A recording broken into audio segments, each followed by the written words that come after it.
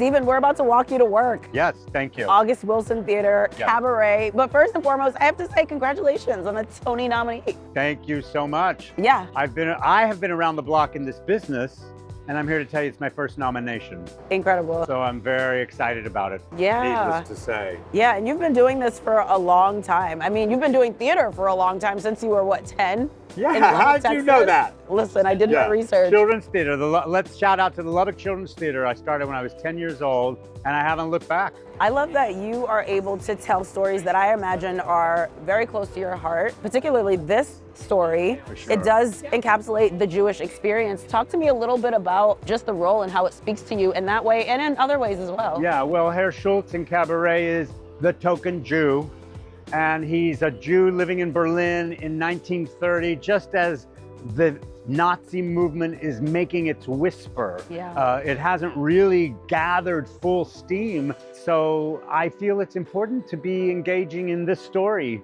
that takes place in 1930, but it's really a story for our time as well, and certainly giving the voice to a Jewish character is very, very, I'm Jewish, and it just is very meaningful to me to be able to tell this story.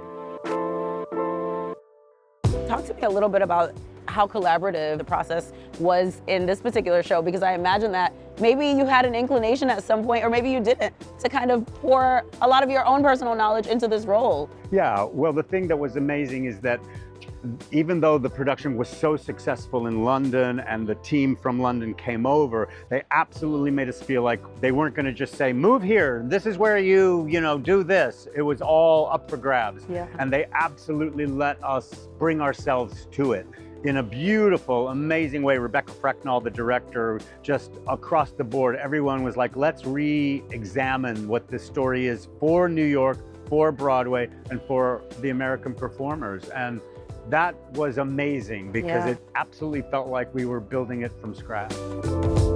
And I heard that you hadn't seen a stage production of it prior to it. Did that kind of make it easier for you to pour yourself into? It did. I mean, I'm your own? embarrassed to say that all these fantastic revivals of Cabaret, I never got to one. Yeah. But in that way, I had a kind of innocence about what the piece was and could just bring myself without any kind of baggage about especially what other Herr Schultzes are or did. Sure, Yeah. sure. What's really impressive to me that maybe a lot of people don't know, but I know you had a major surgery right before rehearsals. Yes, How did you snap back into this and be able to like take on this role? Yes, well, I have to thank the team at Lenox Hill. But 8 weeks before rehearsal, I found out I needed open heart surgery. Wow. And it wasn't an emergency, thankfully, but in some ways they were like, you can choose when you want to do it. And the gig of Cabaret, I was so excited to get this gig because in London, it was such a hit in London. Right. So then to figure out, well, when should I do it, blah, blah, blah.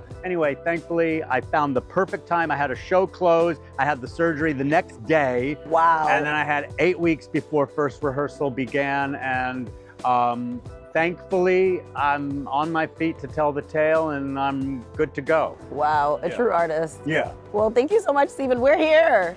We're Break a here, I'm here leg. at work. Exactly, you're Yeah. here. Thank you for letting me walk you to work. Thank you, Charlie, for walking me to work. Absolutely. Otherwise, I might not have come back. Break a leg. Thank you.